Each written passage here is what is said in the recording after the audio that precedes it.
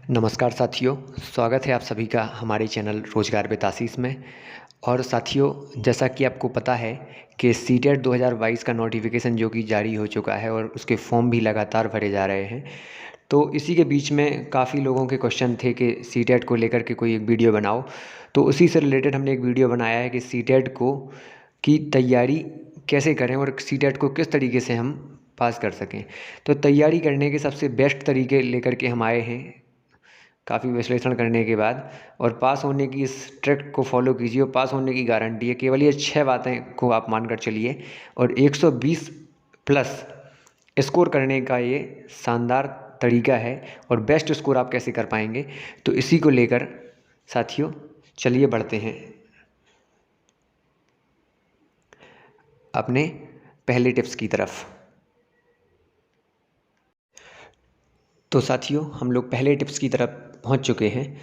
इससे पहले यदि आप चैनल पर नए हैं तो चैनल को सब्सक्राइब कर लें और बेल आइकन को भी दबा लें, जिससे आने वाली वीडियोज़ की नोटिफिकेशन आप लोगों तक पहुंचती रहे। क्योंकि सीटेट से रिलेटेड, सिलेबस से रिलेटेड महत्वपूर्ण प्रश्नों को और क्वेश्चनों को लेकर के हम आप लोगों के लिए आएंगे। तो साथियों, जैसा कि आप देख पा रहे होंगे कि इसमें दिया गया है कि 75 और प्लस 75। जैसा कि आपको सबसे पहले बता दें कि पता होगा कि 150 क्वेश्चनों का ये पेपर आता है और 150 क्वेश्चनों में आपके 5 सब्जेक्ट होते हैं और प्रत्येक सब्जेक्ट से 30 नंबर का आपका प्रश्न पूछे जाते हैं। अब आप सोच रहे होंगे कि हमने ये 75 प्लस 75 में क्यों इसको डिवाइड किया है। तो सबसे पहले आपको बता दें कि हर क्वेश्चन आपका सिलेबस के अकॉर्डिंग हर सब्जेक्ट आपका 30 नंबर का आता है। और 30 नंबर में अगर आपसे बात करें तो 15 नंबर की आपकी पेडागोजी आती है। अगर हम बात करें पेडागोजी की, तो पेडागोजी का मतलब क्या होता है। तो पेडागोजी से मतलब है कि बच्चे और अध्यापक से संबंधित प्रश्नों को पेडागोजी हम कहते हैं, एक मोटी भाषा में कहें तो इससे पहले यदि आप 15 हर सब्जेक्ट में 15 इंटू 5 कर दें तो ये 75 नंबरों की आपकी पेडागोजी आ जाती है। तो और बचे हुए 75 नंबर, इनमें से आपसे रिलेटेड क्वेश्चन आपसे पूछे जाते हैं। तो अगर बात करें हम, यानी आप पेडागोजी सबसे ज़्यादा इम्पोर्टेंट आपकी इसमें है। अगर आप पेडागोजी कवर कर ले गए तो ये समझ लीजिए कि आपने एग्ज़ाम क्रैक कर लिया। तो इस पर सबसे अधिक पेडागोजी पर आपको ध्यान देना है। उसके बाद हम अगर बात करें कि आपको पेडागोजी को कैसे समझना है, कैसे सॉल्व करना है, तो ये समझ लीजिए कि बच्चे की नज़र से आपको पेपर सॉल्व करना है पेडागोजी में।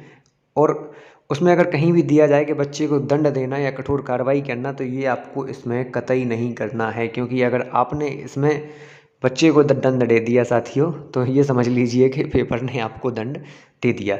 इसके बाद हम ये समझ लीजिए कि बच्चा बन के अगर आपने पेडागोजी सॉल्व की तो आपने एग्ज़ाम निकाल दिया। यानी बच्चा बन के अगर आपने सॉल्व किया तो आपने एग्ज़ाम निकाल दिया, अदरवाइज आपका एग्ज़ाम निकाल पाना मुश्किल है। तो एक हम आपको प्रश्न दिखाते हैं कि कैसे आपको सॉल्व करना है पेडागोजी के प्रश्नों को। तो दिखाते हैं, चलिए प्रश्नों में एक प्रश्न को।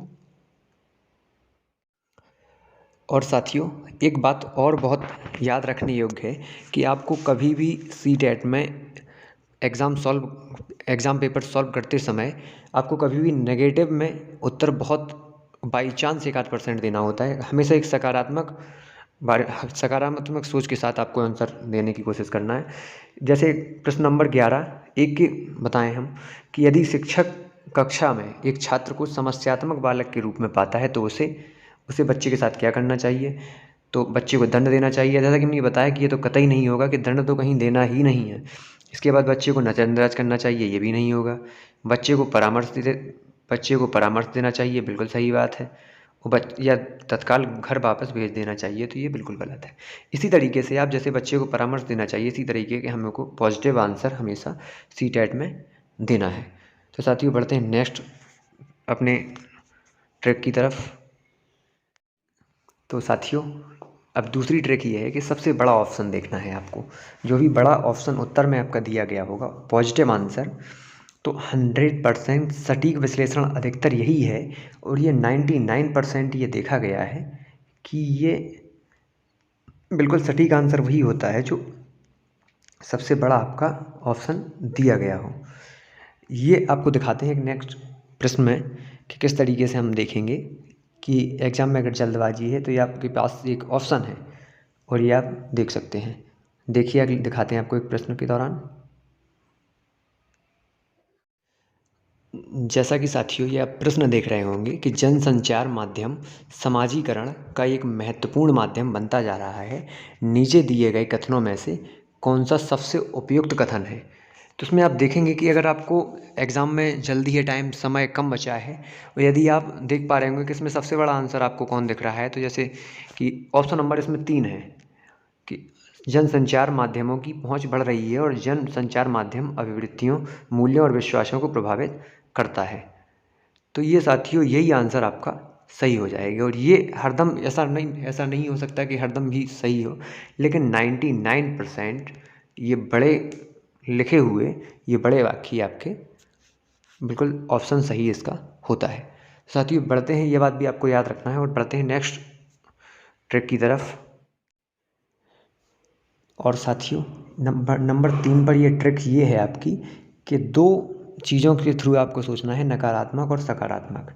तो इसमें जो अधिकतर चांस बन जाते हैं वो ज़्यादातर चांस आपको सकारात्मक रहकर ही उत्तर आपको देने हैं, क्योंकि नकारात्मक बाई चांस कभी 1-8% में नकारात्मक होता है, अधिकतर आपको सकारात्मक में ही आपको आंसर देना है। देखिए इसका भी आपको एक प्रश्न के थ्रू आपको दिखाएं, पिछले में भी हम बता चुके हैं आपको, लेकिन इसमें भी हम आपको बताते हैं एक प्रश्न के थ्रू कि किस तरीके से आपको सकारात्मक आंसर देना है। जैसा कि साथियों देख पा रहे होंगे इस क्वेश्चन का हम पहले भी एग्जाम्पल दे चुके हैं कि यदि इस कक्षा में एक छात्र को समस्यात्मक बालक के रूप में पाता है तो उसे क्या करना चाहिए। तो इसमें आपको एक सकारात्मक रहते हुए सकारात्मक आंसर ही देना है। तो इसमें दंड देना एक नकारात्मक है, नज़रअंदाज भी नहीं करना चाहिए, यह भी नकारात्मक है। इसमें सकारात्मक ऑप्शन है कि बच्चे को परामर्श देना चाहिए और यही ऑप्शन आपका सही हो जाएगा। तो CTET में आपको एक सकारात्मक सोच के साथ सकारात्मक ऑप्शन को टिक लगाना है और इसी पे आपको मार्क करना है। बढ़ते हैं साथियों नेक्स्ट की तरफ। तो साथियों बढ़ते हैं अब चौथे सबसे बेस्ट ट्रिक की तरफ कि यदि आपको ये सकारात्मक शब्द कहीं भी मिल जाए देखने के लिए आपको ऑप्शनों में, ये शब्द आप नोट करके लिख लीजिए कहीं पे। ये कुछ शब्द हैं जो सकारात्मक शब्द हैं, ये कहीं भी आपको ऑप्शन में देखने को मिल जाए प्रश्न में, तो बिना कुछ सोचे समझे इन पर सही टिक कर देना है। एक ये प्रोत्साहन देना, अवसर देना और चर्चा में शामिल करना बहुत पूछे जाते हैं। इनमें से आपको 10 से 12 क्वेश्चन देखने को आपको मिल जाएंगे इससे रिलेटेड, जो कि 10 से 12 नंबर आपके फ्री के मिल जाएंगे आपको। इसके बाद हम बात करेंगे कि आपको पेडागॉजी में आपके 75 क्वेश्चन पूछे जाते हैं, तो 75 में से 10-15 क्वेश्चन आपको ये ऑप्शनों में आपको देखने को मिल जाएगा। 4 में से आपको एक ही ऑप्शन में देखने को ये इनमें से कोई शब्द मिलेगा। इसके बाद ये कारण पता लगाना, अर्थपूर्ण भावपूर्ण भ्रमण विभिन्न गतिविधियों में, इससे रिलेटेड भी आपको बहुत कुछ देखने को मिल जाएगा। विभिन्न गतिविधियों में ये भी आपको याद देने योग्य बात है, इसमें भी आपको ऑप्शन सही करना है। इसके बाद हम बात करेंगे नकारात्मक की। अब बात करेंगे नेगेटिव की। तो जिन प्रश्नों में नेगेटिव में पूछा जाए उनमें व्याकरण रटना, व्याख्या करना, वर्णन करना, कठोर नियम कंठस्थ करना या दंड देना, ये कभी भी नहीं किए जाते हैं। बच्चों से ये कभी भी नहीं करवाए जाते हैं। प्रधानाचार्य से परामर्श, कम नंबर देना, पीटना, केवल मात्र ही, ये कभी आपको नेगेटिव में आपको इनमें ऑप्शन नहीं लगाना है। ये बात ध्यान देने योग्य है। इसके बाद हम बात करेंगे ट्रिक नंबर 5 की। इसके बाद साथियों बात करेंगे ट्रिक नंबर 5 की। तो इसमें आपको क्या क्या पढ़ना है ये आपको हम बताएं। तो इसमें आपको पियाजे पढ़ना है, कोहलबर्ग पढ़ना है और वाइगोत्स्की पढ़ना है। इसके बाद एनसीईआरटी आपको पढ़ना है। इसमें से आपको 10 से 12 क्वेश्चन देखने को इसमें आपको मिल जाएंगे।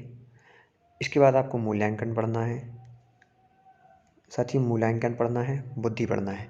बुद्धि में आपके 5 से 6 क्वेश्चन आपको देखने को इससे मिल जाएंगे। आनुवंशिकता और वातावरण, इसको आपसे 2 क्वेश्चन आपको यहाँ से मिल जाएंगे। इसके बाद अधिगम एक यहाँ से आ जाएगा, पुस्तक 1 नंबर आपका यहाँ से आ जाएगा और सृजनात्मकता 1 से 2 क्वेश्चन आपके यहाँ से आ जाएंगे। तो साथियों ये कुल 6 टॉपिक हैं इनको 6 टॉपिकों को भी आपको बहुत ध्यान से पढ़ना है, ये आपके लिए मोस्ट इम्पॉर्टेंट है। अब बढ़ते हैं ट्रिक नंबर 6 की तरफ अपनी। इसके बाद साथियों हम बात करें कि प्रीवियस ईयर पेपर्स, इसके बाद साथियों हम बात करेंगे अपने ट्रिक नंबर 6 की। तो इसमें आपको याद रखने योग्य बात है कि प्रीवियस ईयर पेपर्स को आपको ज़्यादा से ज़्यादा सॉल्व करना है, क्योंकि आपको पता होगा साथियों कि ये CBT परीक्षा है आपकी, यानी कंप्यूटर बेस्ड टेस्ट है। ये कंप्यूटर पे होगा ऑनलाइन मोड में। तो इसमें आपको ज़्यादा से ज़्यादा सेटों को आपको सॉल्व करना है प्रीवियस ईयर के, और कोशिश करना कि 2015 के बाद के सेट जितने भी हों आपको उसमें आपको ज़्यादा से ज़्यादा इन सेटों को सॉल्व करना है, जो कि आपके लिए वेरी वेरी मोस्ट इम्पॉर्टेंट के लिए साबित होंगे।